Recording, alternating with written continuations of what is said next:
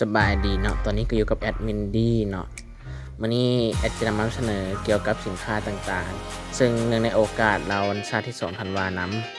จะมีสินค้านำเสนอตัวเดียวนั้นเอาไปรับชมกันเลยสินค้าที่แอดอยากนำเสนอก็คือกันพาที่มาใหม่เนาะการพาที่มาใหม่ของห้างจะมีกับตัวนี้เลย Limited MG Clear Color World Barbados Ball แล้วก็ชุดแต่งเพิ่นเนาะ Expansion Set โอเคมาแกะกล่องกันเลย MG Limited Clear Barbados เนาะแผงดันเนอร์ข้างในก็จะมีประมาณนี้เป็นสีใสซึ่งสีใสจะมีจุดเด่นคักๆเลยก็คือแป๊บนึงโอเคเอาไฟแบ็คไลท์ยังใส่เนาะเห็นบ่จะมีอยู่บางชิ้นส่วนเนาะจะเหลืองแสงในตอนกลางคืนซึ่งถ้าเฮาประกอบแล้วเนาะแล้วเอาเสียงไฟแบ็คไลท์ยังใส่ก็จะงามแบบนี้เลยซึ่งเป็นหุ้นที่แอดแนะนำเนาะราคากับบ่สูงหลายซ้ำถ้าเทียบกับอยู่ทางฝั่งไทยเนาะแอดแนะนำต่อไปก็คือชุดแต่งเนาะชุดแต่งของ Barbados เพิ่นเฮ็ดให้เป็นฟอร์ม1หาฟอร์ม1และเป็นรุ่นLimited Base อีกเป็นพาร์ทเคลียร์ใส่คือกันเนาะโอ้แพงมันก็หลายเติบได้ล่ะบ่ให้เว้าเลยแพงตัวนี้ตามนี้ส่วนพาร์ทพวกอันนี้ปกติถ้ามันพี่เป็นในปกติเนาะมันจะเป็นสีด้านๆจะเป็นสีเล็กส่วนพวกข้างในก็จะเป็นสีใสเคลียร์ไปเลยไฟแบ็คไลท์ยังใส่จะมีเฉพาะบางพาร์ทเนาะมันเรืองแสงเช่นตัวนี้ข้างในมันบ่มีวอร์เกอร์เนาะตัวนี้โอเค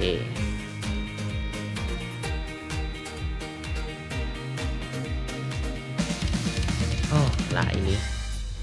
จะถามว่าคุ้มบ่คุ้มแน่นอนคุ้มกับราคาแนะนำต่อไปก็คือ MG Zeta Gundam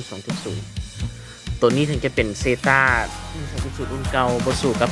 ตัวจะออกมาไว้นี่เนาะแต่อุปกรณ์แทนฐานปืนนี่อย่างแทนมาให้ครบโอเคแกะกล่องกันเลยทางในเนาะก็จะมีแพ็คเนอร์ต่างๆตามนี้เลยส่วนสติกเกอร์บอส่วนเกาะ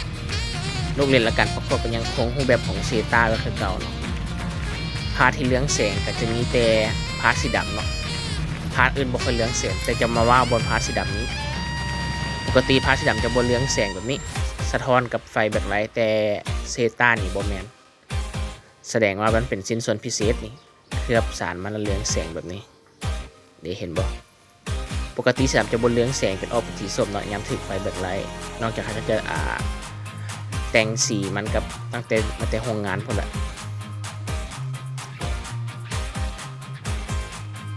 เห็นบ่จะบ่มีพาร์ทอื่นบ่ค่อยเรืองแสงมีแต่สีดำมีเรืองแสง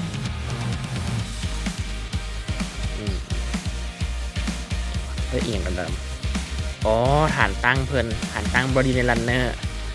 เบสเพิ่นแบบง่ายยอด